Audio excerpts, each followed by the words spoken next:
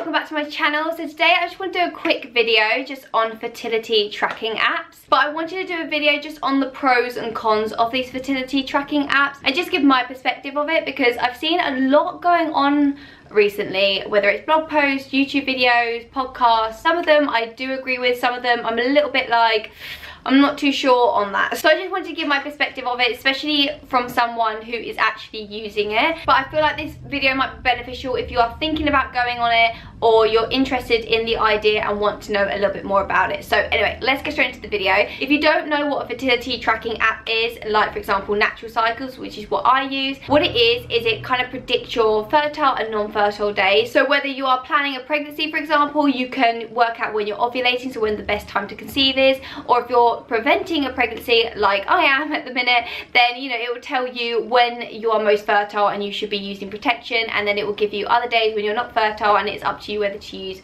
protection or not. And what you do is you take your basal temperature every single morning, put it into the app, and it figures everything out for you. So first things first, I want to kick it off with a positive. One thing that I think's amazing about these apps is the way you get to know your cycle, and you really get to know your body. So not only will it tell you exactly when you're ovulating, but it will also tell you like when your period is going to be due. I actually find it a bit less stressful because I feel like the app knows my body so well that I am getting so good at knowing my own body and knowing the levels. And if I see something that's a bit funny, I'm like, oh, why is that a bit weird? But then if I see it's normal, like for example, my period was 2 weeks late last cycle, and I really wasn't worried that I was pregnant, because I was like looking at my date, like my data that I was putting in, I was like, everything looks normal. I just think that from traveling around, it's just a bit delayed this month. And my app even told me a week after it was like late, it said, don't worry, you are going to come on your period like in a couple of days. And I came my period a couple of days later, so I wasn't that stressed about it. That being said,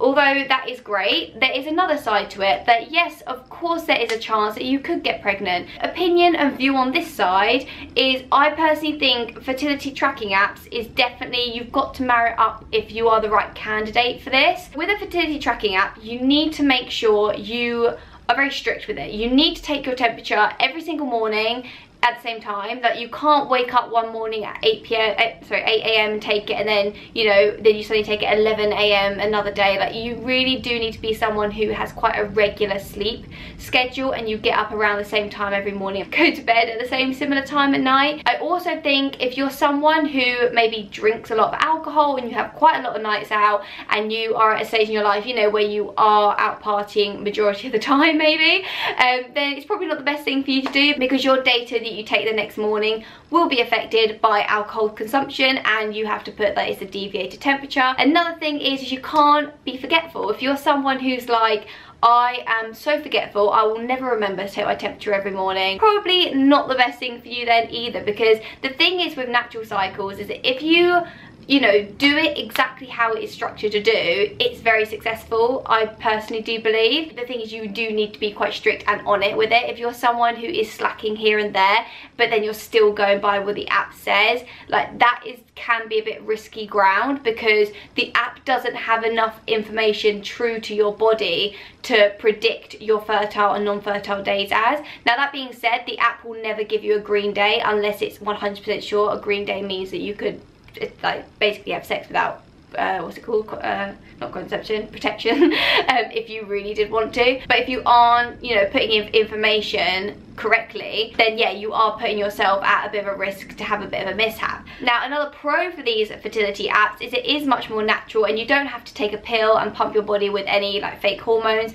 and you don't have to, you know, put anything else inside your body. So that's a massive pro, and that's personally something that I absolutely love about it, because I'm all about, you know, natural healing and all that kind of stuff. So for me and my lifestyle, it really does marry like perfectly. So another thing that you also need to ask yourself as a question is, if you were to get pregnant, what would your reaction be? Would that be like, oh my god, that is like the worst thing to ever happen, that just cannot happen to me, I'm not in a position in life where that can happen, like it would just be horrendous? You know, that is something to take into consideration if you are thinking about going down this route. If you are that person but you still want to go down Natural Cycles, then I recommend just using protection, whether it's a green day or a red day. Just always use like a condom or something. That way you can still do the app and still track it, but you are 100% protected. Now, if you're in a position where you're like, for example, for me, if I got pregnant right now, like I'm 24 years old, but if I got pregnant right now, yeah, okay, it's not planned and I don't particularly, like in an ideal world, want a baby right now, but if it did happen, like I would be able to deal with it. It would be okay. Like I'm at an age where I could handle it. So that's another thing that natural cycle ticks for me. I'm like, yeah, okay, I'm okay with that risk if that was to happen. Now, another thing I do want to discuss is, like, for example, when you take your temperature in the morning, like when going back to saying that you need to be strict and do it at the same time, the other thing is you need to, when you wake up in the morning, it needs to be the first thing that you do. Like grab that thermometer, quickly take it, and just, you know, make sure that is done. Like you can't get out of bed, go, oh my god, I need a wee, go to the toilet, and then come back and go, oh, now I need to have a temperature. Like you can't do that. That means the temperature's deviated. And really, if you haven't been asleep, I think it's for over 4 hours, then that temperature is deviated. So it's not a true reading. The other thing is I see people, you know, laying in bed and then forgetting, and then reaching over getting it, you know, like not doing it as soon as they wake up, or, you know, have a bad sleep schedule, or go out and have drinks and don't realize that that actually can affect your reading as well. So it really does come down to lifestyle with these fertility apps. Seriously think, am I the kind of person that marries well with this app? Like for me, for example,